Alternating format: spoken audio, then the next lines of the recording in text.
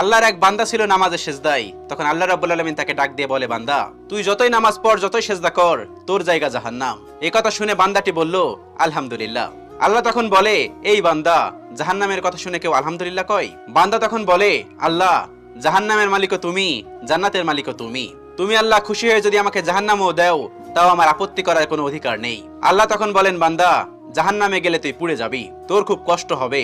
বান্দা তখন বলতেছে, আল্লাহ, কষ্ট শুধু আমার হবে না, তোমারও হবে। আল্লাহ তখন বলতেছে, বান্দা, তুই পুড়বি জাহান্নামের আগুনে, আমার কষ্ট হবে কেন? বান্দা তখন বলে, আল্লাহ, কোনো মায়ের কোল থেকে যদি কোনো বাচ্চা পানিতে পড়ে যায়, তাহলে কোনো মাই দূরে দাঁড়িয়ে থাকতে পারে না, দৌড়ে গিয়ে বাচ্চাকে কোলে নেয়। আমার বিশ্বাস ওই মায়ের চেয়ে কোটি কোটি গুণ দয়া তোমার বেশি। আমাকে জাহান্নাম দিলে তুমিও আল্লাহ শান্তি পাবে না। আল্লাহ তখন বলে, বান্দা, এই দলিল তুই কই পাইলি? বান্দা তখন বলে, আল্লাহ, আমাদের জাতির পিতা ইব্রাহিম আলাইহিস সালাম তোমার প্রেম মুখে নিয়ে যখন নমরুদের আগুনে পড়ে গেল, তার আগেই তুমি বলে দিলে